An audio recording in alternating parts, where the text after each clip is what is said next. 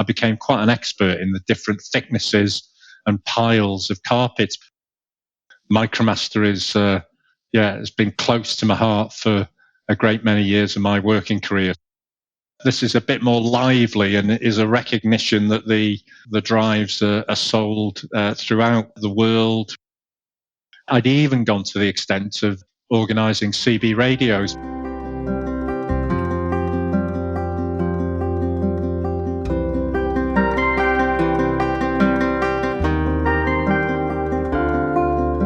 Hello and welcome to the MICROMASTER Museum podcast, a podcast that celebrates a frequency converter sold more than 5 million times globally.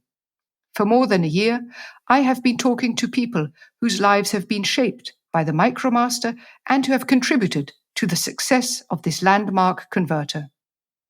My name is Susanne. I work for Siemens Customer Service as a portfolio manager, and I'm collecting artifacts for a virtual MICROMASTER Museum. One of the exhibition halls is going to be filled with stories and music, an audio space for customers, students, Siemens employees, and story lovers, where they can explore the world of MICROMASTER. Before we start, let's go back in history and see what the world was like when the MICROMASTER was first released. The product was launched in the late 1990s. It had, and still has, a distinct black color, a compact shape, and knobbly round operator panel push buttons. The product rollout was at a time when a wind of change was blowing across Europe. The Berlin Wall had come down just a few years earlier. Many people were suddenly confronted with new opportunities and a changed order of things in Europe and beyond. Technology, and especially computer sciences, was moving. The changes were less dramatic compared to what had happened in Berlin, but looking back, the 1990s included critical technological advances such as the invention of the World Wide Web. It is time to talk to someone who has come across the MICROMASTER multiple times in his career and who has been fundamental to the early stages of product development, rollout, and customer services. My guest for today is Andrew Peters, Managing Director for Siemens Digital Industries and responsible for the manufacturing site in Congleton. He joined Siemens in 1994 and has overseen millions of MICROMASTERs coming out of the world-class factory in Congleton. I am especially delighted to have Andrew on this show because we have a theme going on today. We are talking about the MICROMASTER being added to a museum. There is a parallel story we will be diving into later. That's enough of an introduction. Hello, Andrew. Thank you for joining me today and welcome. Hi, Susanne, and really delighted to be joining this podcast. And MICROMASTER has been close to my heart for a great many years of my working career. So I'm looking forward to taking part in this podcast. Andrew, there is a lot of talk about the fourth industrial revolution, digital twins, and much more that fundamentally impacts the way industrial companies operate and look to the future. For Siemens in Congleton, this is no different, but the focus on our customers is unchanged. You were introduced to the MICROMASTER, I guess, more than 20 years ago. Do you have any personal favorite customer applications? In one of our recent podcasts, we heard about a carousel used in Switzerland to help with milking cows. Which application do you think our listeners should not miss out on? Well, thanks again for the question. There are, of course, thousands of applications used by the variable speed drive products that we manufacture, and the MICROMASTER was at the onset of this. And I've perhaps got two applications that I think of time to time. The first one was when we were developing the software to test whether the product was suitable for the applications. And one of the best applications we had for that was a running machine. So if you can imagine in your mind's eye, me in Congleton at the time on the third floor, and we'd have a release of software. The R&D guys would say, this is now ready, Andrew, for your testing. And we'd put the software onto this running machine. And if the software worked, it meant that you could run on it and it wouldn't go out of synchronization. But if there was a glitch in the software, you might find that as you're running, the running machine speeds up or quickly comes to a halt. And that was a little bit before the days of rigorous health and safety. So there was quite a bit of interesting times on the running machine. That was a really critical application. And then I guess the other interesting application, which really tested out the early products, is where you've got an application that is in some sense forcing the drive to put more current into the application. And interestingly, I don't know if there's any carpet lovers out there in the world, but I became quite an expert in the different thicknesses and piles of carpets, because one of the applications that we got involved with, I think it was in the sales region in Italy at the time, was this cutting machine where you had to cut through a carpet with a blade, and the MicroMaster Junior and the MicroMasters were really well suited to this from a size point of view. But the big challenge was, did it have enough current to make the blade cut through the carpet? And of course, that's when you get into different sizes of the MicroMaster. So yeah, two applications there for you, covering quite different areas. Well, thank you very much. I really like the idea of you running on a running machine in Congleton. That's a very good application. I like that suggestion. Good. Well, let's move on from carpets and running machines. The next question is very different. I'm not sure how many of our listeners remember the Y2K bug. And during the MicroMaster rollout phase, Y2K emerged.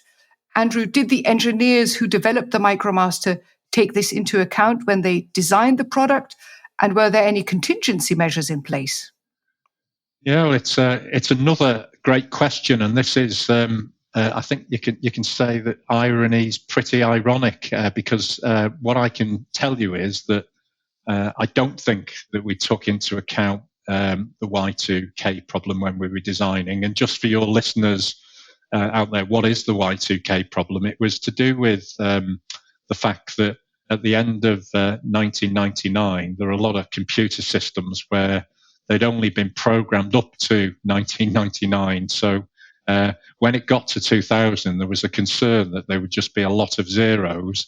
And because our product had a battery in it, which would keep this switched on, there was, at the time anyway, there were industries like the aircraft industry, where airlines were not flying over the millennium, New Year's Eve, and a lot of companies were expecting their manufacturing plants to potentially to stop or to have problems. So at the time, in my responsibility as head of customer services, I was of course asked to make sure that we mitigate all of these problems, potential problems, or if we do have problems, we have to sort them out. So I assembled a team of engineers globally. I was sitting in Congleton in the Millennium. You can imagine my wife was not overjoyed that I was doing this when everybody else was sort of celebrating and partying. And I'd even gone to the extent of organising CB radios, because I knew that mobile phones, obviously at just before midnight, everybody's phoning each other. And so I'm sitting there, coordinating this global mitigation solution if things did happen. And you know what happened? Well, no. I'll tell you, absolutely nothing happened. It was quiet. So all of the logic and at the time there were various consultants telling us to do various things. It came to nothing. So that was I'll call that interesting story of the MicroMaster. So were you running on your running machine while everybody else was celebrating, or? Yeah, no, I think I may have sneaked a small beer while everybody else was celebrating. But yeah, it was pretty ironic. That's what I can say. But a great story, and I think Yeah. that's what I really like about the MicroMaster. There's so many wonderful stories around the product and the team that developed it and made it happen. So, yeah, great story to add to the MicroMaster legend. Absolutely. Well, I guess the Y2K was a once in 1,000 years challenge. Perhaps we continue zooming through time. The MicroMaster started basically from nothing, and today Synamics is a market leader in the field of frequency converters. We are talking about two distinct and successful brands. What was it like being part of a band of hardworking engineers that have created this brand? Do you think there'll be MicroMaster installations up and running at the turn of the next century? What do you think, Andrew?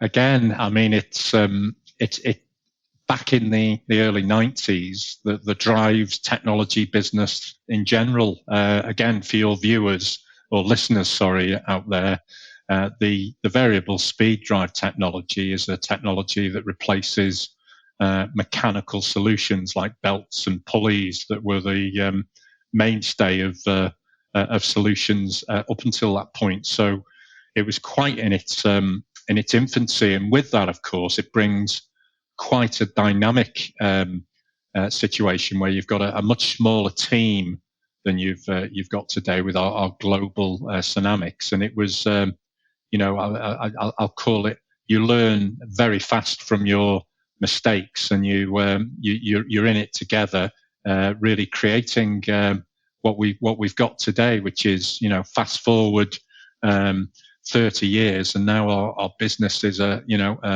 global business. It's the quality of the products is really at the very high end, but you can actually really date back the culture and the customer focus that we had in those early days. Because when the market is emerging, of course, you don't have lots of examples or market reports that you can go and explore to give you guidance on what the features and the benefits of the product should be. So we spent most of our time as a small team really getting close to the customer. And I'm pleased to say that sort of culture has stayed with the business that we've got today, which is a fantastic business, the Synamics product. And to your question of will there be a Synamics application or a MicroMaster application out there at the end of this century? Well,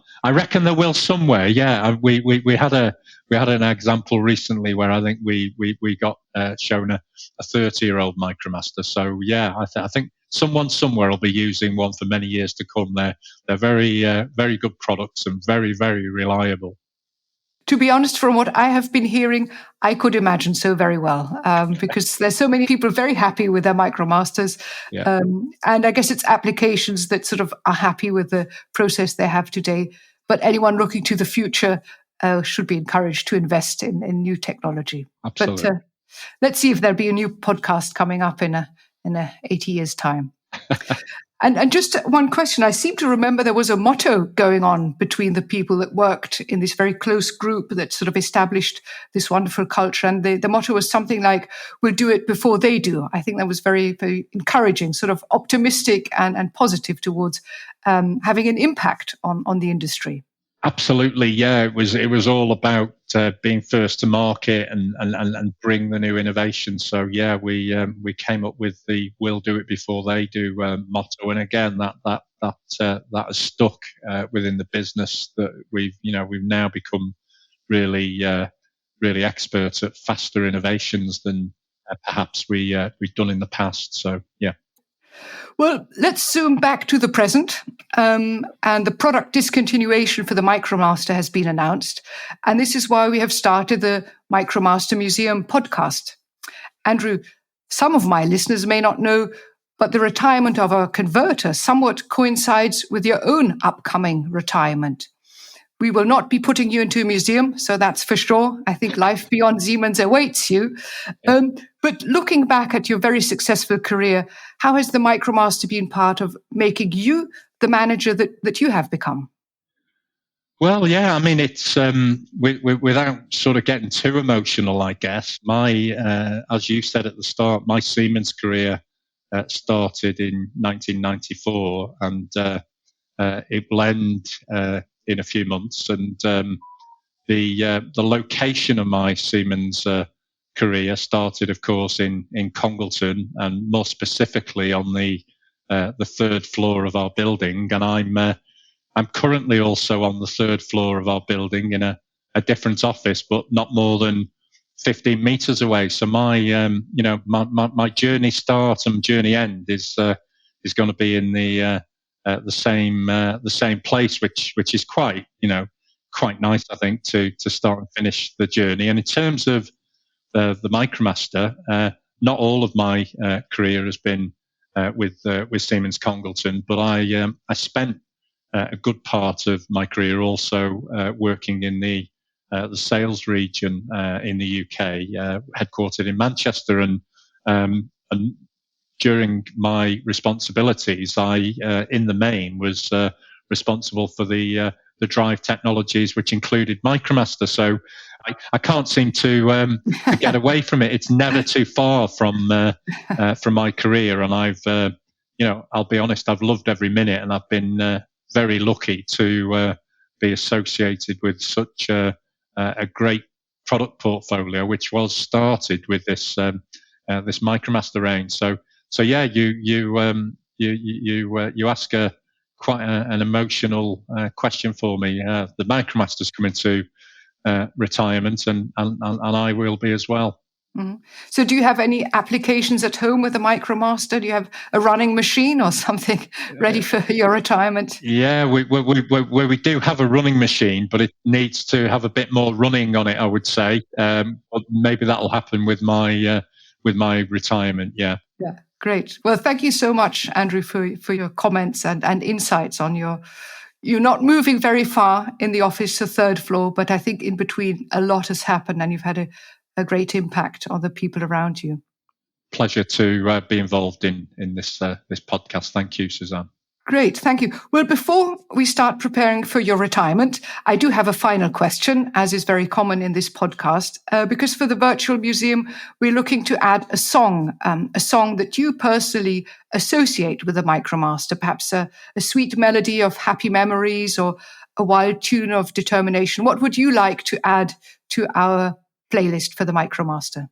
Okay, there's probably a couple, but my first choice, which fits with the history and recognizing where this all started, is again for your audience out there. It's by a pop band that became famous in the early 90s called Take That, and the song is Never Forget.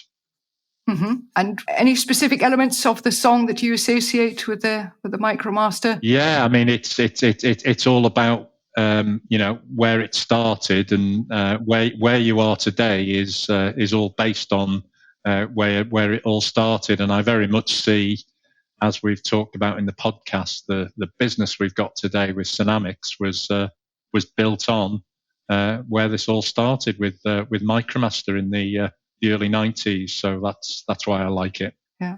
And I think one of the lyrics is something like, "We're still so young and we hope for more." So I think that's very much where we are in Congleton. Yeah? We're still so young with the MicroMaster and lots to come ahead of us. So I think a very good choice of music, and the lyrics fit our product and I think our culture very well. Great. Well, so according to our script, we're at the end of the show. But I'm sure our listeners will permit a change to this well-established routine. Andrew, you're going to have the special honor of being allowed to add a bonus track to our playlist. So there you go. What else would you like to add, to contribute to our wonderful playlist? Okay, well, a bit more. This is a bit more lively, and it is a recognition that the drives are sold throughout the world. Products we make in Congleton, of course, are 98% export. So again, for your viewers who enjoy the 70s, the Electric Light Orchestra, and the song is all over the world. Very good choice. I think it also reflects what we've heard from other podcast guests that have spoken about where the MicroMaster's been, which various countries and the experiences they've had, and applications in India, in the US, in Switzerland. Yeah. So good choice. Thank you very much, Andrew. Thank you. With this Once in a MicroMaster Lifetime bonus, we come to the end of the show. Thank you very much, Andrew, for being my guest. I'm not going over the top if I say that you've been fundamental in shaping the success of the MicroMaster, making it the world-class product, selling more than 5 million times to, I'd say, happy customers. I will keep my closing comments brief, as there will be many speeches and retirement well-wishes for you very soon. So thank you once again for being on the show. Your insights, stories, and your personal touch have made this a very special episode. And also thank you for being a great leader to the people working in Congleton. I have had the great pleasure of experiencing management at its best. So all the best to you, and bye for now, Andrew. Thank you very much for the kind words, Susanne. You're very welcome. Yeah, take care.